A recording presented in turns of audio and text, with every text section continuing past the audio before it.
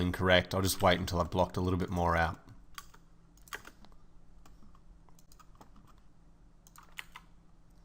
So I'm going to pull the chin out now. So I'm going to drag once and then twice and then delete this point in here. I'm just going to go in and select this, duplicate this kind of gold shader I've got and make it red.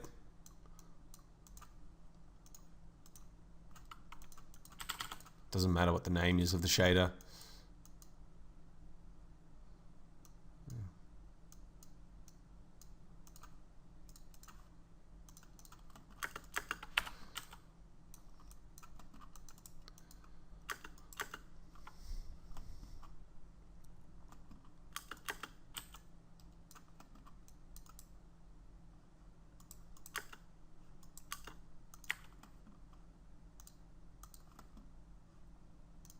Now you can see there's a little inset up on the chin area that didn't make it into the final film model. But then on the chin also there's an area here where it kind of rounds downwards. So I'm just going to select these points, move them down first like so.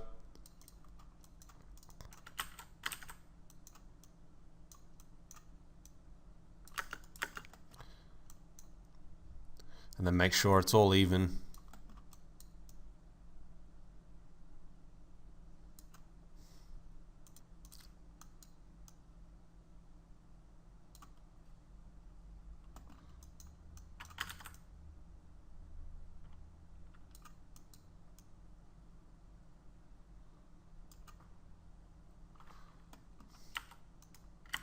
Just going to drag the chin up.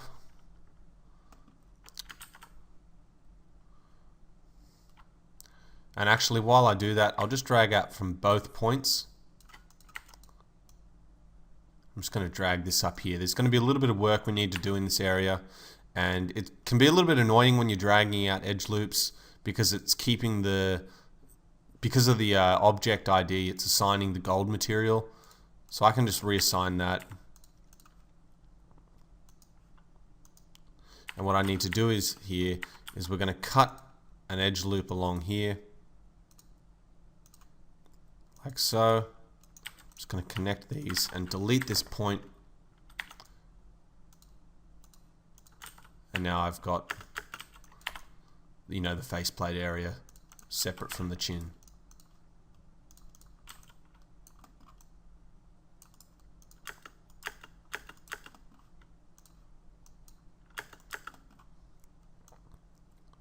Just going to move that out like so.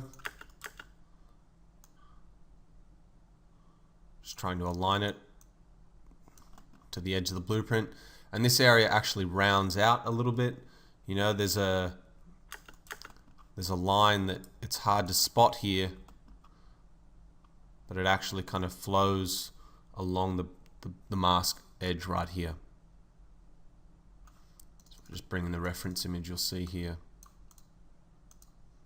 this line here.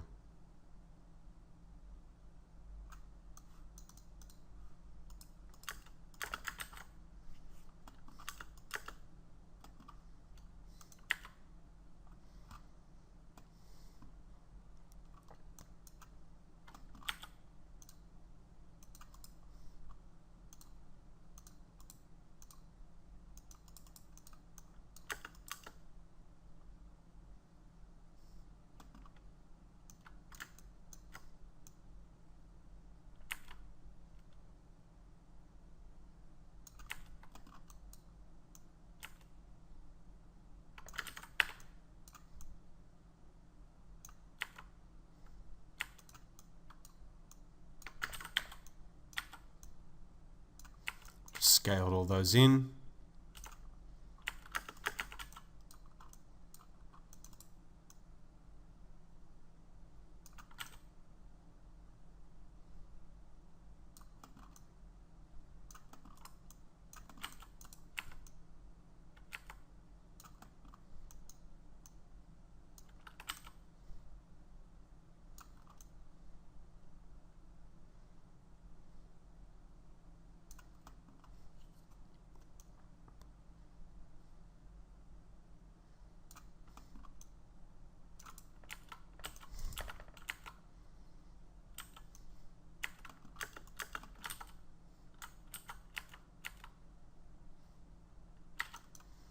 going to connect, sorry, I'm just going to bridge these 2 points.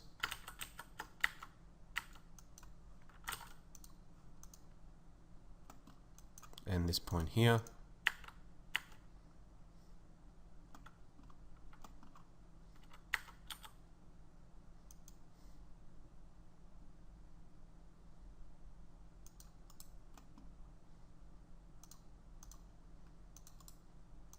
So what I'm doing here is I'm redirecting the edge loop from underneath, and I'm going to swing that up here.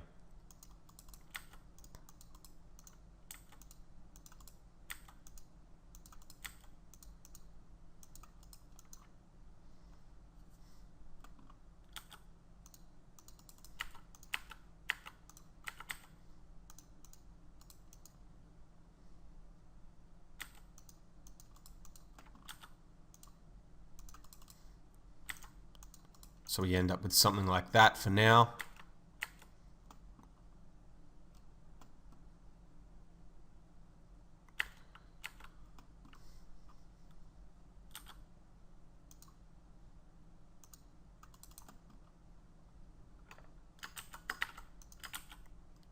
Select this edge here and chamfer it.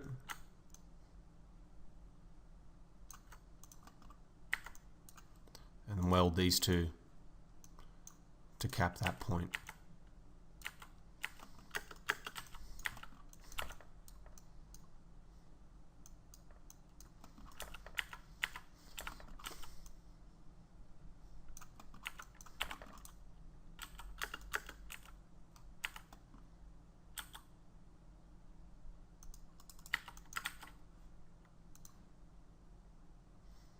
So because there's some very subtle roundness on this plate here, and I'll show you what that's going to do is when it's perfectly flat like this, you don't get as much highlight, but as you pull that out, you'll notice you get the highlight kind of spreading this way. So it's very subtle, but even just having a tiny bit there, when you have a highlight hitting that area, it's going to, you know, blend over it a lot more easy.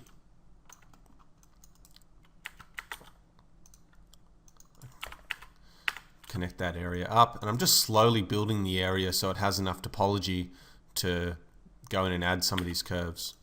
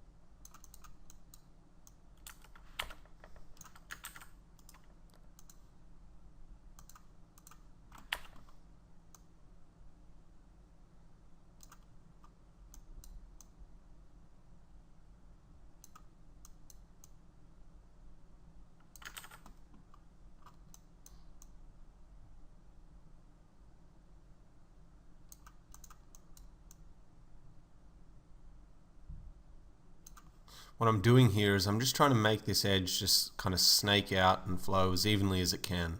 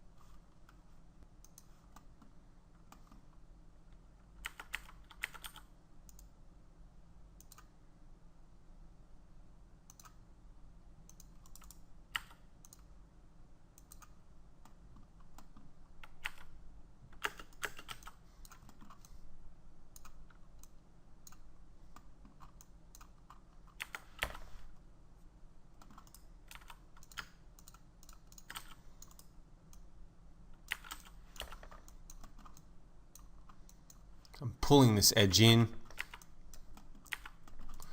and I'm going to weld this down here like so.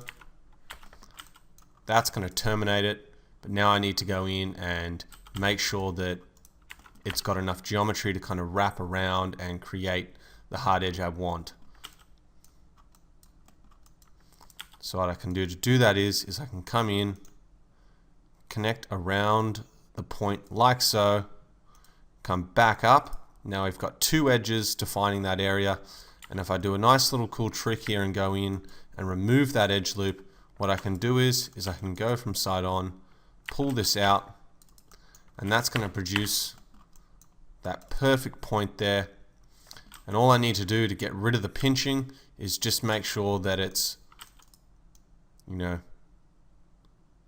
coming out like so.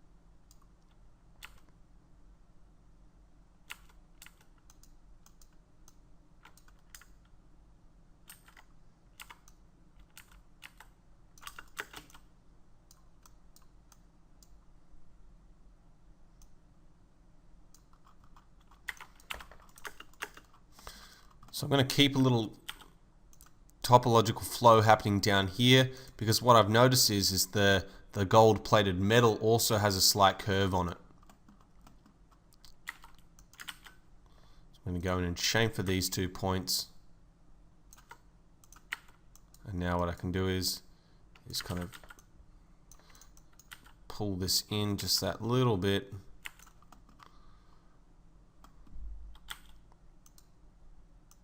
Connect an edge there, chamfer the base of it.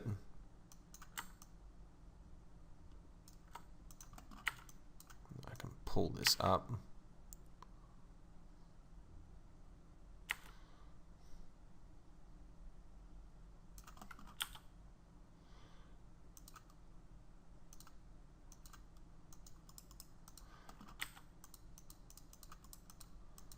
Like so.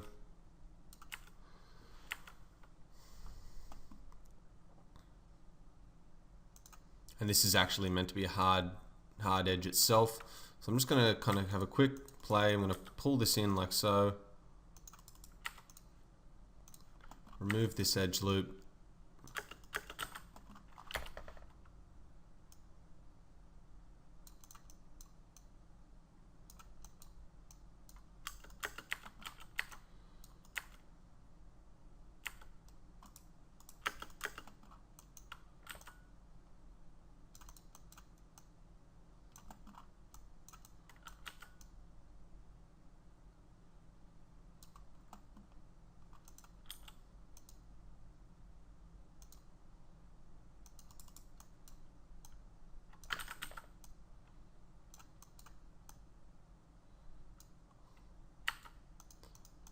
I don't usually like when things like this happen, but all I'm doing is just kind of playing with redistributing the edge loops in the hope that eventually I come across kind of a pattern that removes the pinching on these areas while giving me the ability to harden them off.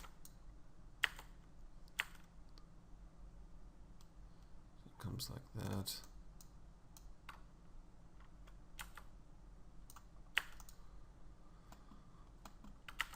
I'm definitely going to go in down here, add another edge loop. I'm just going to flow connect this and pull these points out. And now when I do that, I'm also going to need to go in up here and pull these out just slightly.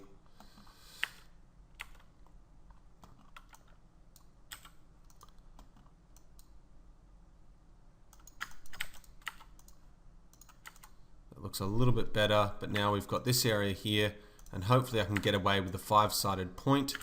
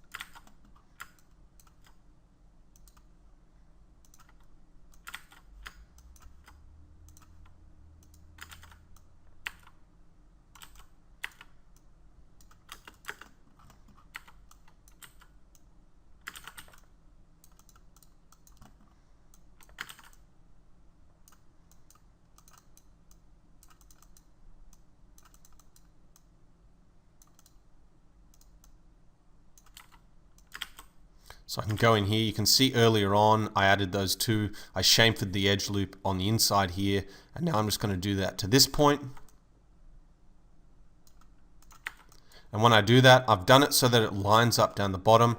Now with edge constraint turned on, I'm just going to go in and slide these up, and once again make these polygons distributed as evenly as possible. And when you add little areas like this, the more square the polygons are surrounding those areas, the better chance you have of removing the pinching that's going on.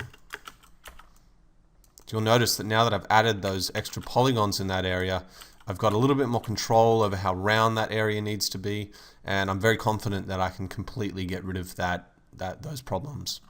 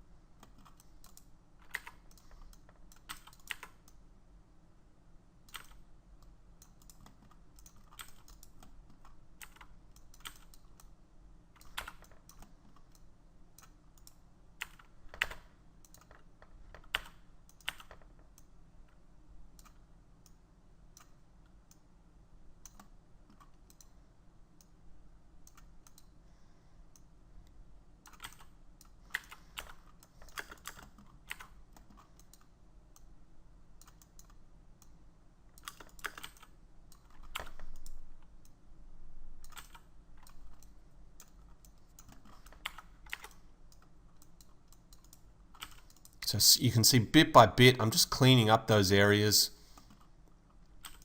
There's probably going to need to be a little bit more of a curve on the inside here, so I can just go into that area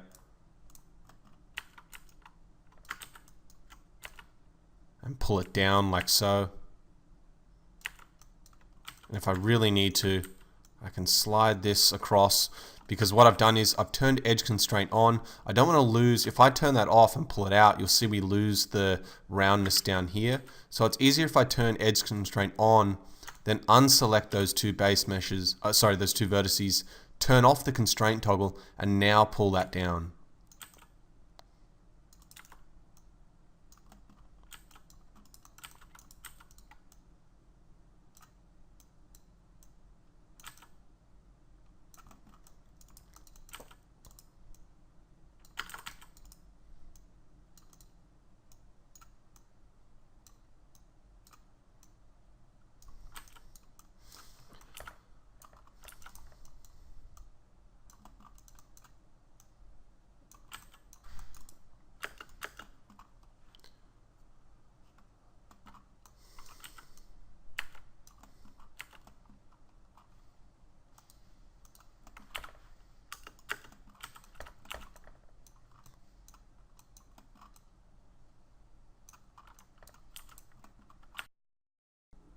I'm just going to make a few more refinements to the main faceplate, and then I'm going to drag out some edges to start rebuilding the back of the head.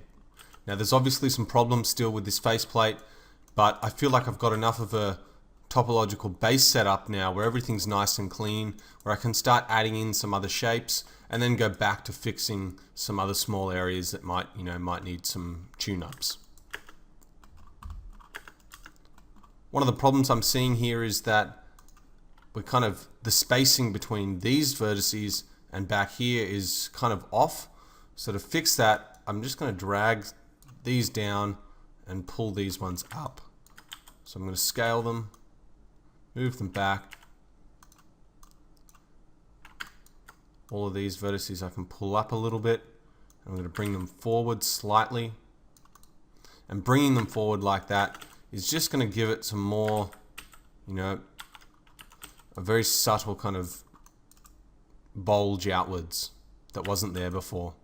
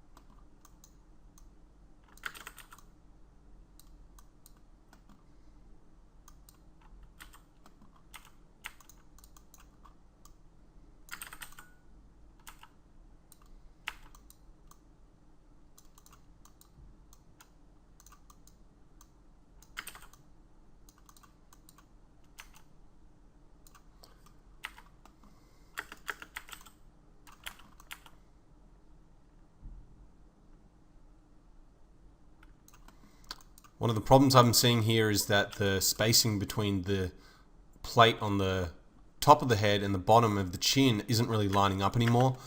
So to fix that, I'm just going to quickly go in, look at the front, kind of gauge what could potentially be going wrong here. And I can see that this vertex isn't really pulled out enough. I've got to pull the face down a little bit to shrink that gap we're seeing here, and then potentially pull this out a bit more. Now from side on, I'm going to need to pull this forward. And what that's done is you can see it's fixed that problem that was happening before where it was kind of spread out like that. And now that kind of spacing becomes a lot more even.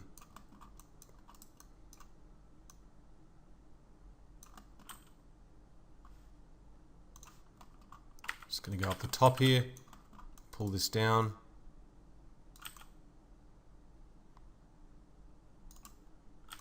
Pull it a little bit further in, and then I'm going to chamfer this edge off.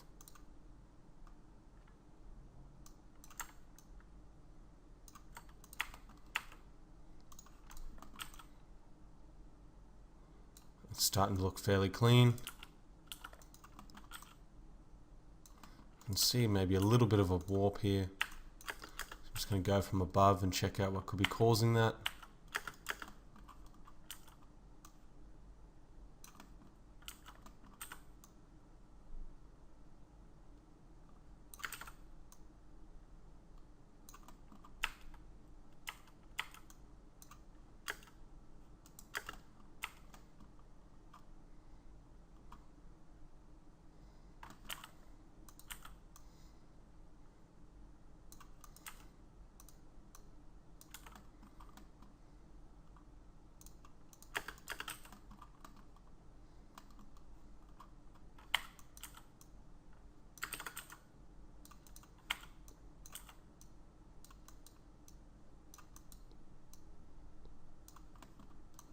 So even just very little subtle things like this, you know, that's going to dramatically affect how curvy this whole front, you know, is going to turn out.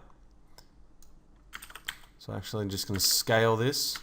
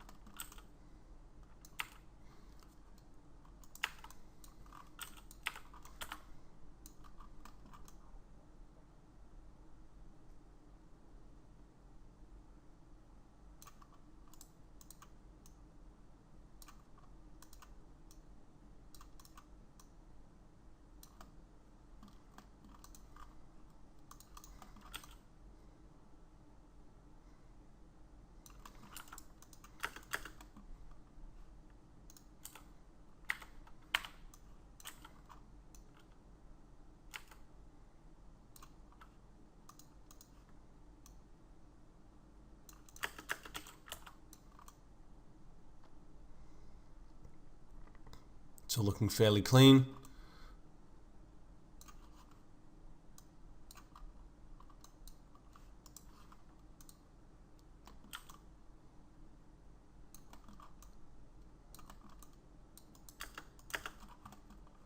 So from here, what I'm going to do is I'm going to drag out these vertices like so. And actually, I'm going to drag out once, you know, making a very small gap here, and then out again, and just the same as we've been doing, delete that spacing. I'm going to go into my material editor and apply the shader to this.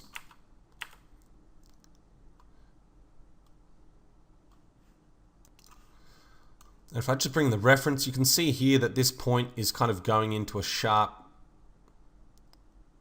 you know, like a sharp little point. So to get that, I've got to merge these vertices up.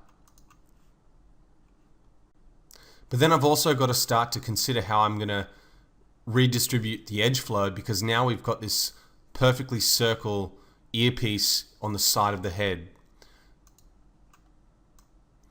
So the first thing I'm going to do is I'm just going to merge the vertices up, and I'm going to try a couple of different things first. You know, I could technically just target weld these in, but what I'm going to try and do is I'm going to try and grab these two vertices here, scale them, then pull them up so that I'm not actually removing that detail, and that will give me the option to have things rounding as hard as I want or as soft as I want. So I'm just going to pull these out. I'm going to pull them really close. And you can see, because I haven't actually changed the directionality of those loops, we get a nice kind of soft transition.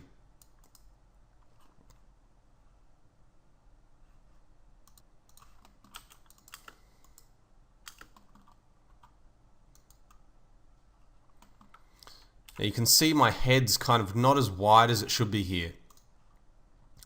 So to get things perfectly matching, what I'm going to do is I'm just going to put an FFD modifier on, and I'm going to make it a 3x3. Now I can select the whole side of the head and kind of move it out like so, without distorting or ruining the geometry itself. So it's very important at different times to make sure that you are sticking to the correct proportions, because if I had the head a little bit wide, a little bit thinner, for example, you can see it looks wrong. You know, it's got to be spot on to the blueprints, as close as you can. And I know with blueprints this low res, you're going to struggle to match, you know, little tiny edges, but the overall proportions, you want to make sure you're doing your best to get all that stuff fitting. So since I've done that, I can just collapse that down and just get straight back to modeling. So now here, I'm going to go in, I'm going to delete all the edge loops up the top here. Even though there's a line kind of running through the side of the head, you know, running up along here, I'm not going to worry about that for the moment, because it's a perfectly flat shape. And what I can do later is, once I've got the topology how I want, kind of flowing up around the back of the head, I can go in and recut that. So I'm going to delete that. And now I'm also going to select the topology. And this is where it gets a little bit tricky, because I'm just trying to figure out how I want this all to kind of sit together. So what I'll do is I'll drag this up.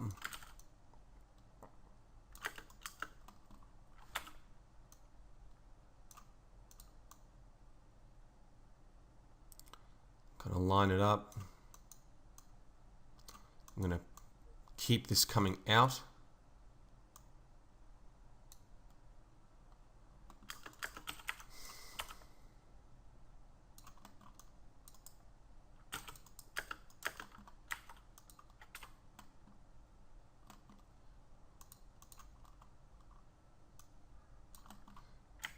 Then what I'm going to do is I'm going to drag up some edge loops to create this round earpiece. Later on, I'll show you how I'll get this perfectly cylindrical using the script I showed you in the first lesson, the regularized script. But once again, I'm creating enough edges as I drag out here to kind of match the same level of detail we've got everywhere else on the mesh. Now technically what I can do is I can select these 2 points and bridge them.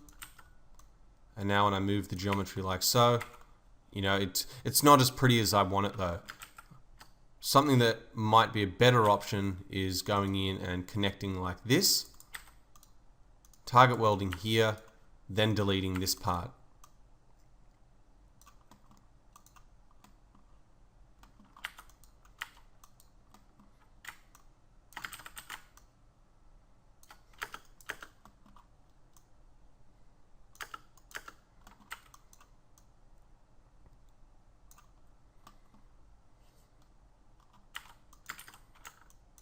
from the head here, I'm going to unselect these vertices, make sure I've only got these top ones selected. And just before I do this, because it's quite important to keep that consistency flowing over the top of the head, I'm going to take one more look and see if the shape I've got set up here is perfectly correct. And what I can kind of see is it's not going down far enough. So I can select these vertices, use the soft selection, and start to make some, small adjustments. If I change the pinch, what you'll see happen is I get more of a curve when I pull things. So I can use that to assist bringing in the edges. You see before this is meant to be perfectly straight, yet it kind of fades out. So I'm going to use the tool, the soft selection tool, to kind of pull those points back in.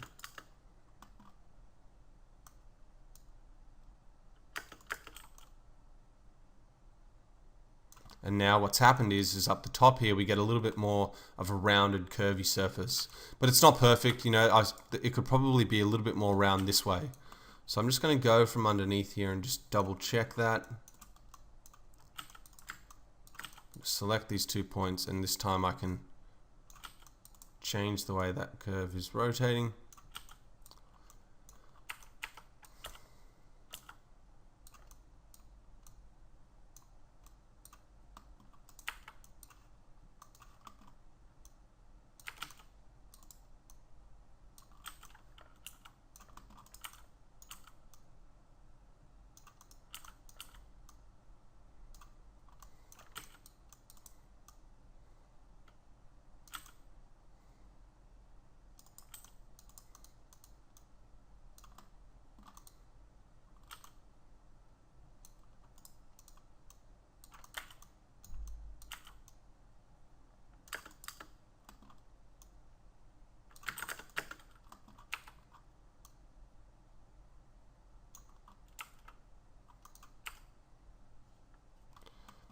And then up the top here, I'm going to select this, and just very subtle things like this can make all the difference. So I'm just going to pull that up.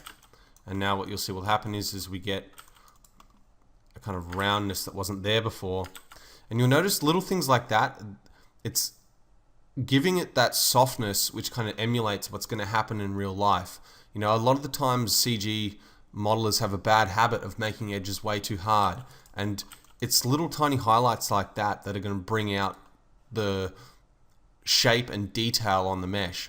If everything's perfectly kind of milled and there's no imperfections or there's no softness to any of the shapes, you lose a lot of that realism that you get when you take a look at some of the things like Sideshow Toys has produced. So for example, if you take a look at this reference image here, you can see the edges are quite soft. There's parts that don't exactly fit, but overall, the edges still, you're getting little highlights here. Around the back here, you can just tell it's a little bit soft. There's some areas where it's not perfectly in line. There's areas where it kind of goes underneath a little bit. But the point is that every single one of these edges, in some way, shape, or form, is capable of picking up a highlight because it's not, a 90-degree edge. So even where the inside of the mask joins, we're catching a highlight. And when I show you in the mastering lighting lesson in Octane, that's going to play a crucial role in how you light things, because it's little details like that when your model is done correctly really give you that chance of creating something truly photoreal.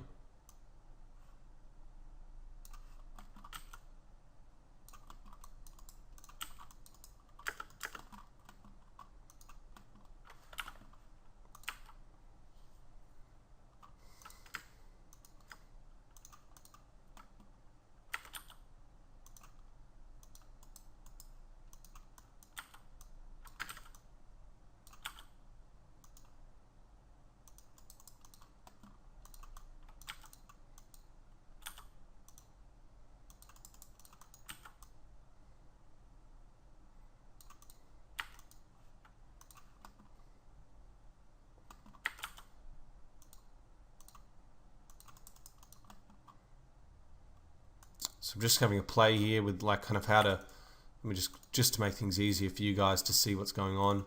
I'm just kind of trying to redistribute and change the directionality of the topology in this area to kind of be a little bit more even, so that we've got some polygons, square polygons to work with.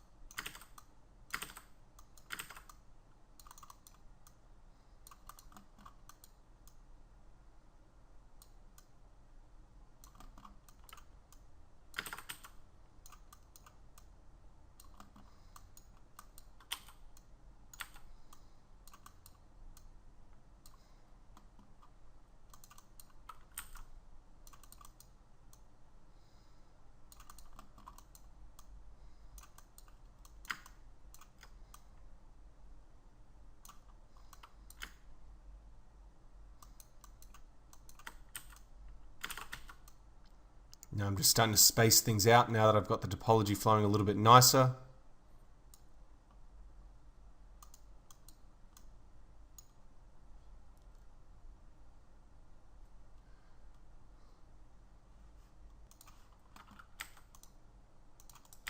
So I'm just going to try and reduce the amount of vertices that are going to make up this outside cylinder. So to do that, I'm just going to start kind of pushing in some edges.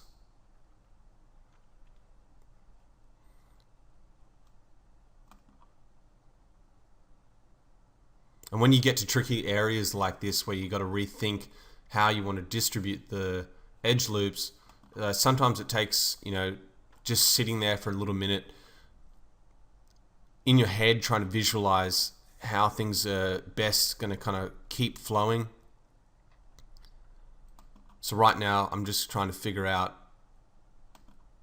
what's the easiest way I can reduce the amount of polygons here while still keeping all the shape and the topology flowing in the correct direction.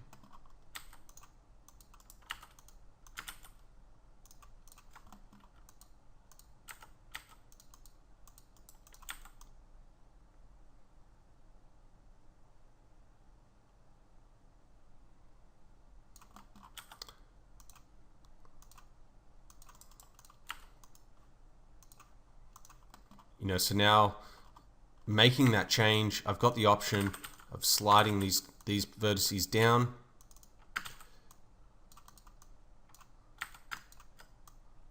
Start to even this out a little bit more. I'm probably going to have to go in and add some edge loops this way. And I don't usually like not having the same amount of vertices kind of lining up each direction. But sometimes it's a necessary evil. But what it will do is it will mean that the kind of seam you're seeing along here isn't going to line up exactly the same. But that can still potentially be fixed later on.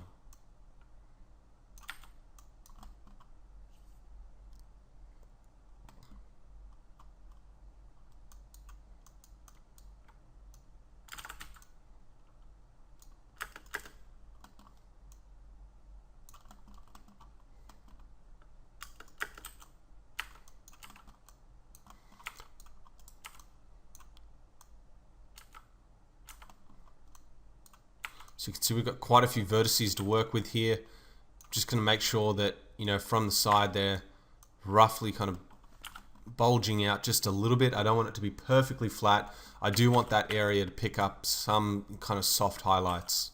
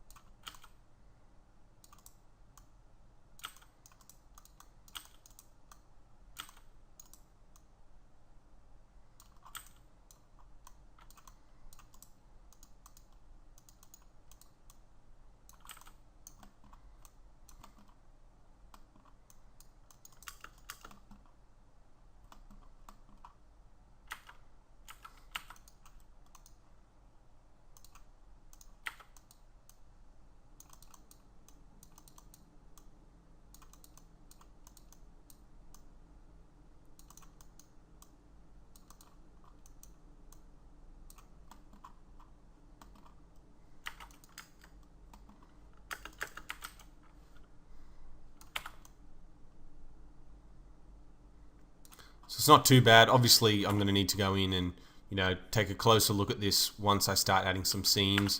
I'm just trying to take a look at this point at the overall proportions. From front on now, the head's kind of lining up. We're missing some detail at the back here in terms of how it bulges out. So you can see what the cause of that is that these are actually physically going in. So little adjustments like this. Every time you drag out a new area on the mesh, you're just going to have to go in and just run through this same process of, tidying up and reevaluating how all the topology starts to sit together. So from here, what I can do is I can do what I was actually originally going to plan on doing. I was going to try and drag this out first and then join this into it. But you know what? It doesn't really matter the direction, the order in which you do it. So same old. I've dragged out 2, and then I can delete this last point.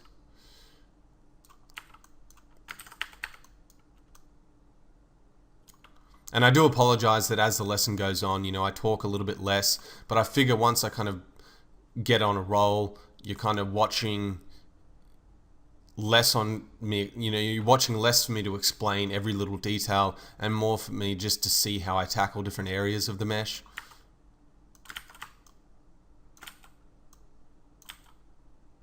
When I start the next part of the lesson, I'll go back, as the lesson as the lesson starts, I'll explain things in more detail and then kind of get into a bit of a groove and settle in as the lesson continues.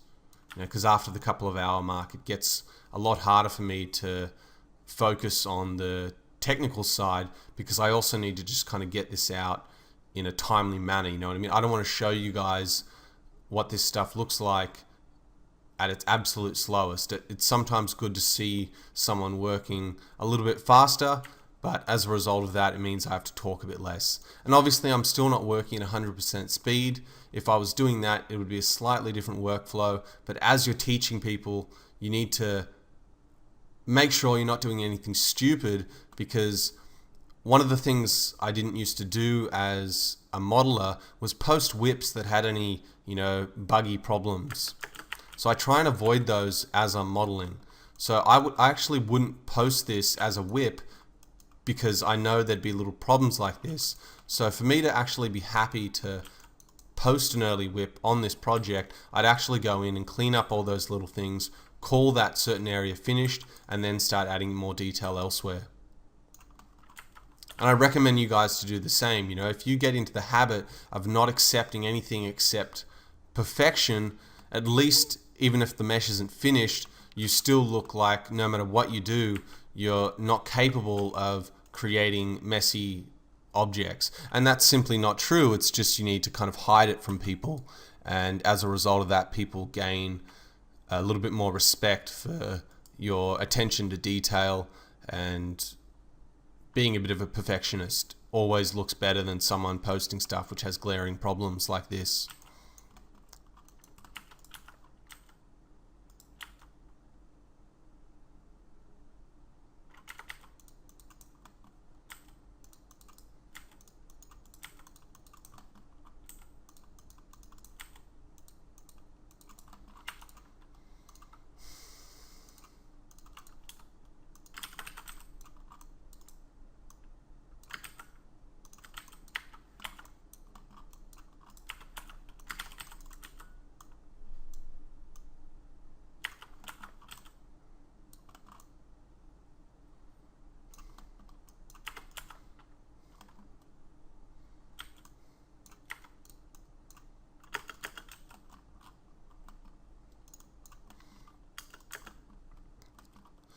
Now we can get a kind of rough feel for how these edges kind of fade out here, and you have to imagine that as this V kind of tapers out towards the back, it's going to start curving in again. So I'm going to select these 2 points and pull those in. Actually, before I do that, I'm just going to grab these ones and use edge constraint toggle, so I'm not damaging the mesh too much. Now select these, turn off edge constraint, and start pulling them in. We've lost the shape on this mesh, so I'm going to have to go in and just kind of manually start to replay with it.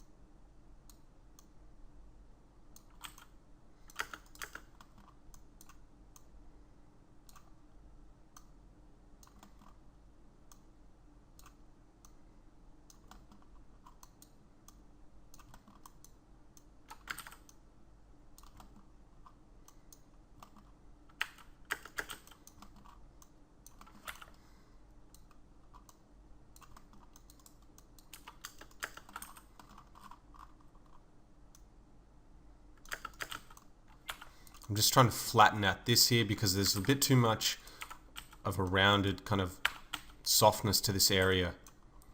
So to do that, I'm going to go from an angle where I can see how flat it is and just pull it in.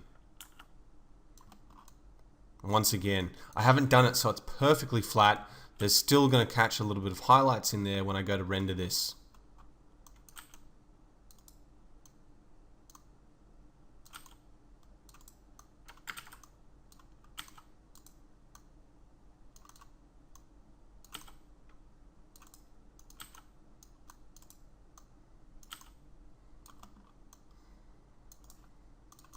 And now you can see that's looking a lot better.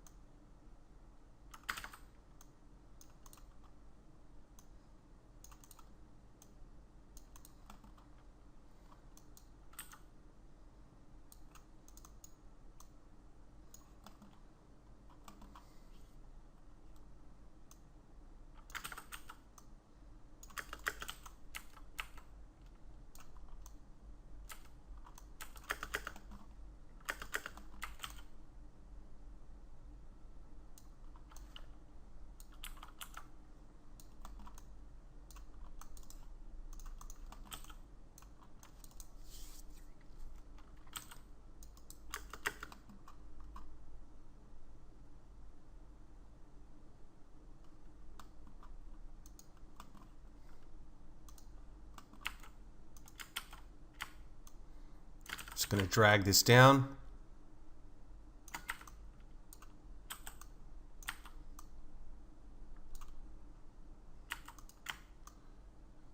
using the continuation from here. You can actually see, let me bring up a reference image for you. That's funny, I actually struggled to find some high-res reference from the side here, but I'll just bring the reference I've been using. You can see there's a slight tiny little bevel that kind of fades up into the pinch there. So in order to do that, I've just got to make some little changes here. One of those is bringing this vertex up so that when that bevel does go in, when that chamfer that's going in does go in, it does go into the right point. And that's just going to mean redistributing some of those vertices.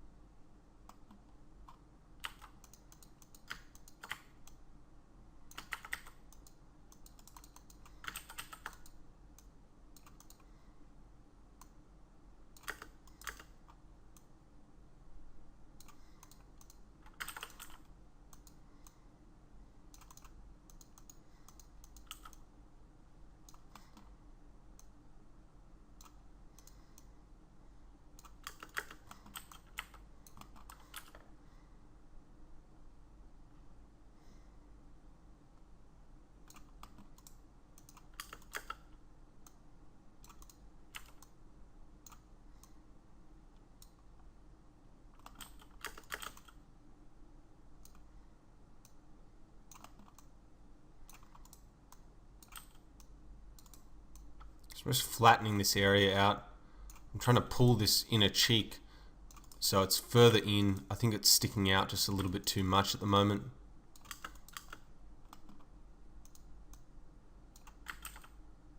You can see as I drag this across, it doesn't have this kind of bulge outwards like mine does. So what I'm doing is I'm just going in and flattening this area off.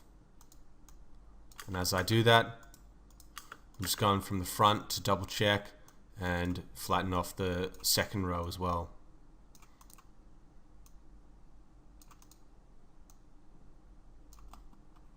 Now we've got a bit more of a straight line happening here. It doesn't come in and then bulge out.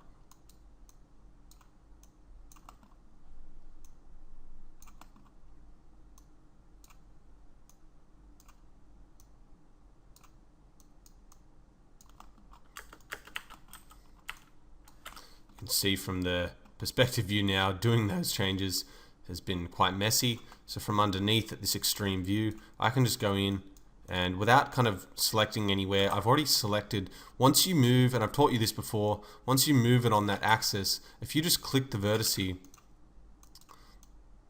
next time you touch it, you should be able to, sorry, I'm just on screen mode, you should be able to just pull it in that direction. So just getting everything bit by bit.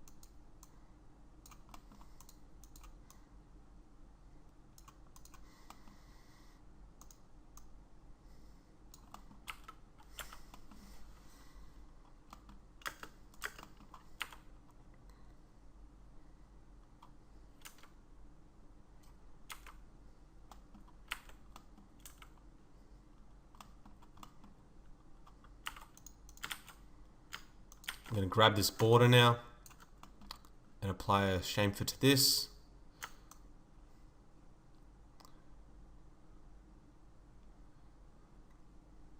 And this is actually a very hard edge compared to some of the other ones in the model.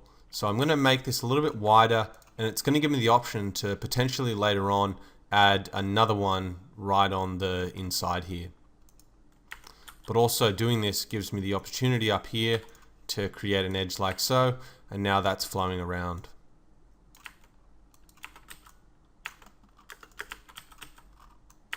While still not creating any pinching up here.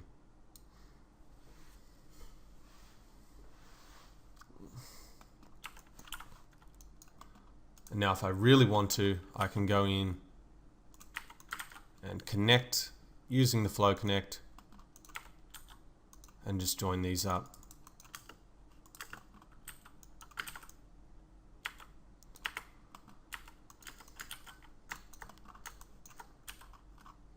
You can see the subtle little dip in there, produces that wonky shape. So all those little borders you've got, just lift them out.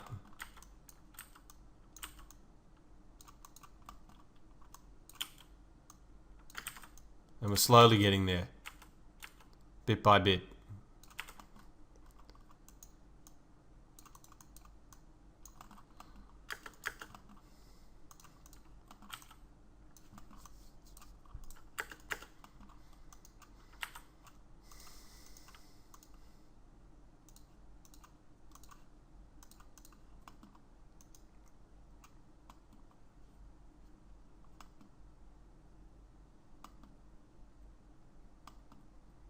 So I'm just going to tidy up this side panel here. So you can see if I bring in my reference, what we're going to do is we're just going to create this piece now. And the blueprints are quite low res here. So what I do is I just kind of wing it, do it based on kind of my gut instinct, and then I'll start adjusting things based on the perspective view.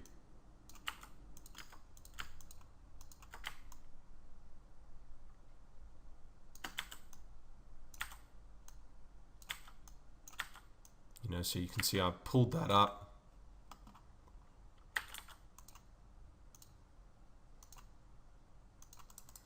I'm going to delete this inside bit and weld this.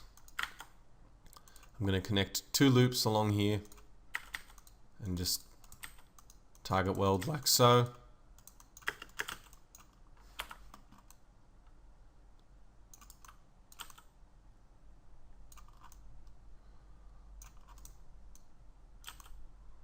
I'm just going to pull these out and get them lined up.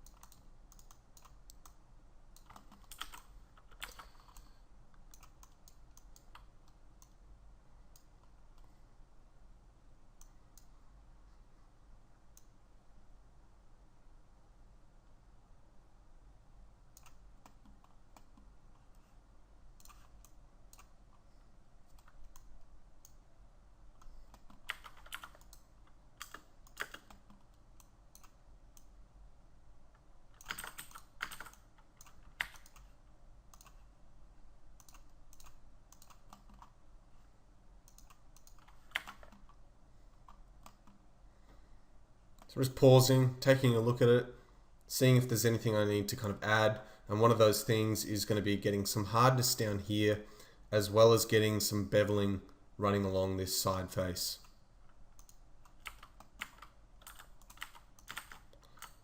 So I'm just going to connect with one edge loop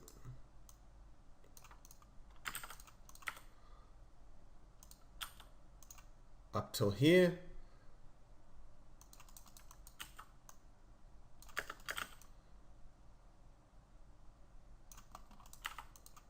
I'm going to grab all these polygons and pull them out.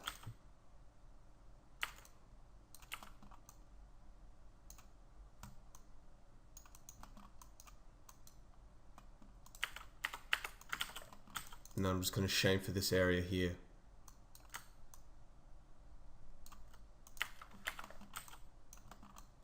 You can see we've started to add a little bit of shape in that, while the topology is still flowing down and connecting nicely. It's probably tucking under a bit too much, so I'm just going to pull this out.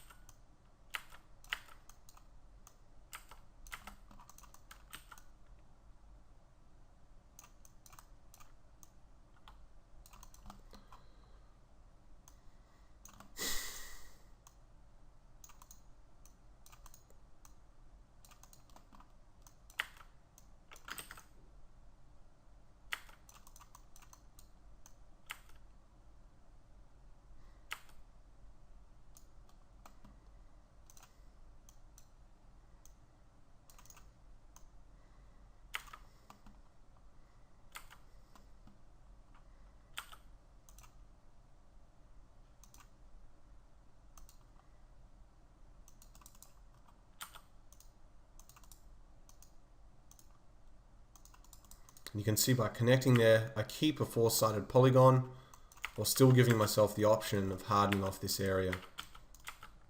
Now I can just pull this out a little bit while keeping this all even, yet kind of enhancing this bevel.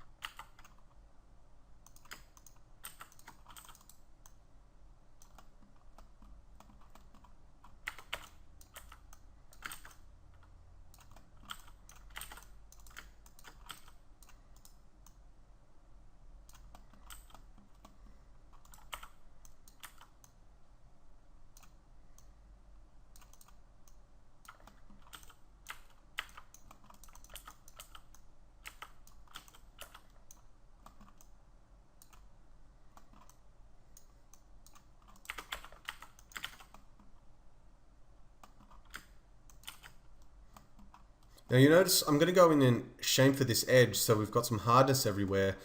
Now just remember, when you do that, there's always just going to be some areas where the topology doesn't flow exactly how you want. So you'll see me quickly just kind of, as I select these edges, I'm taking note of the areas that kind of fork off and branch off, because when I do, I'm going to need to go in, and the easiest way to unselect those is to select it where it forks off, then come out and unselect from those points, because you can see I can now drag out. So also it's important to realize when you do chamfer those areas, they are going to cause little problems. So that's why I'll just select the two and just weld them back together.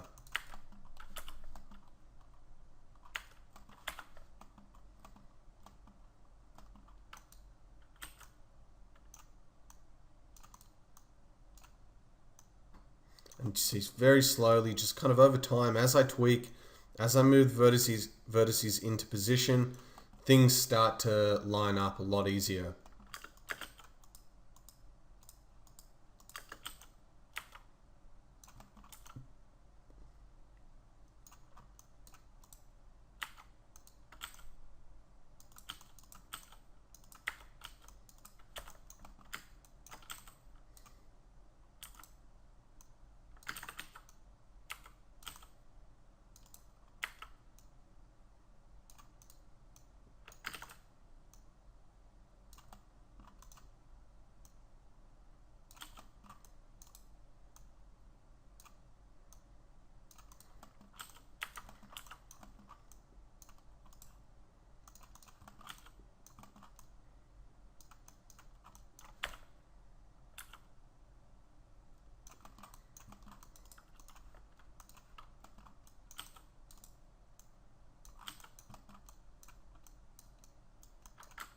So it's very easy to fix that pinching.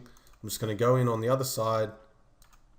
As usual, I move it once, check on the axis that it's on, and I'm just going to push that in until it disappears.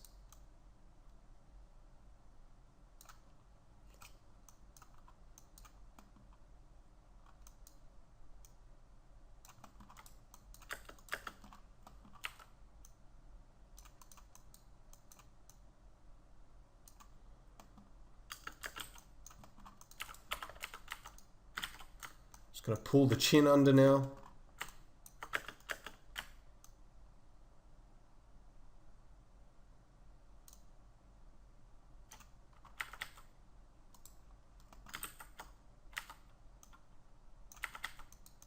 And you can actually see this is where I need to just take another quick look, because in the blueprint the chin basically goes perfectly flat underneath here.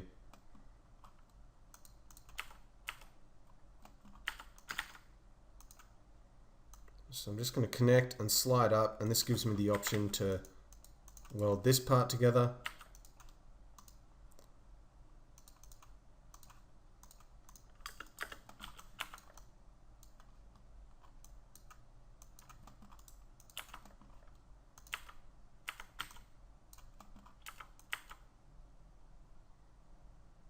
And I can kind of see what needs to be done here. I need to go in and add another edge loop on the inside just to make sure that that remains hard.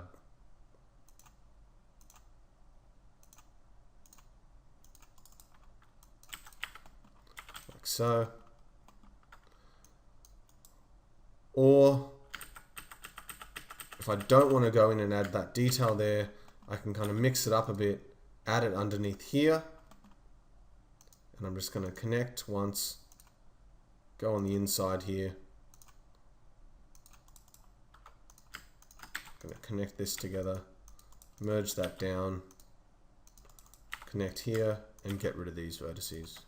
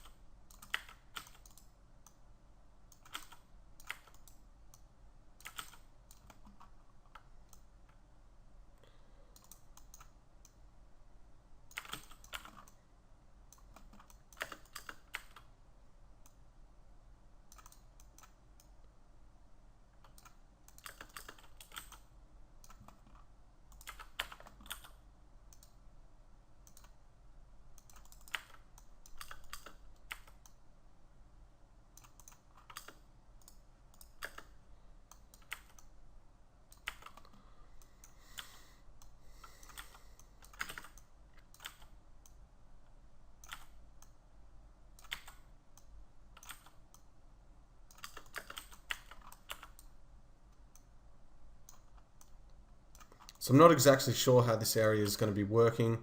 You know, you can see there's some small problems with it. So I'm just going to leave it for now. I think the best thing to do for a piece like this is to probably add some edge loops on the inside here. But because I'm not exactly sure of how the chin works yet, I've got to take a second look at it. I'll just wait and play with that a little bit later. Okay, so you can see so far for the first lesson, I don't want to go too far and bore you. I'm starting to get a little bit, it's starting to get a little bit difficult for me to break down everything I'm doing. So we'll continue on the head in the next lesson, try and finish that off. If there's any small details remaining, in the last lesson we'll get on to the, the shoulder area. You've got these kind of, I don't know if they're jetpacks, but the area around the neck, we'll start building that. And then if there's time in the final lesson, I'll go in and show you how to add in the smaller details. Thanks heaps guys for patiently waiting for this lesson to get started. I've had tons of fun doing it and I think it's going to turn out really awesome. As you saw at the start of the lesson, we're going to be utilizing Octane to render the scene, and I've invested a lot of time into creating those really nice procedural shaders and setting up that scene so that you guys, as you're modeling, can chuck it in there and see how things are going. Octane's an extremely powerful tool, and probably it's one of the most exciting things I've been waiting to teach. And in the lighting course, in the third lesson, which is going to be released around the time I finish the third or fourth hard surface lesson, we'll be able to go in, utilize the model built from this lesson, chuck it into that scene, and I'll show you guys how to construct those shaders in Octane. And because the hard surface guys waited so long for this lesson to be released, you guys will get that mastering lighting lesson for free. So that'll be in your video tutorial area, and hopefully you guys get something out of that. I'd seriously recommend investing in Octane as a render engine if you're a modeler, because even just for things like turntables, as I'm going to show you later in the lighting course, it can really accentuate just how awesome some models are when they do look photoreal. Thanks heaps dudes, we'll see you in the next part. I've got a fight coming up next Friday, the 29th of May. Actually, the reason why this lesson's a little bit late is I was planning on doing it a week earlier, but my opponent pulled out and my replacement has got 5 victories and 1 loss. So the boxing's getting a little bit exciting now because I'm starting to fight guys with a little bit more serious records. The guy after this, in 3 weeks' time, he's got a record of 6 wins and 0 losses. So I'm looking forward to taking that from him. Hope you guys liked the lesson. I'm glad we're finally back working on the hard surface course. If you've got any questions, I'm up to date with emails now, so don't hesitate to send those through. I've tried since the last kind of month to make a really big push to get the business back on track, because I was training so much that I just physically, some days, even though I've got the spare time, you're just so worn down from training, because at this point I'm basically training like a professional. The only thing I'm not doing is taking steroids, and all that would do at this point is just allow me to train that extra day. And obviously for ethical reasons I wouldn't do that. My point is that if I train any more than I have been, then the business kind of suffers, and I've got to balance out both of those things. So it's taken me a while to realize that, and it's taken me a while to find a little bit of a balance in my life and try and understand what I'm capable of physically, because once I set my mind to something, I kind of do whatever it takes to succeed at it. So once again guys, thanks heaps for your patience. I really appreciate it.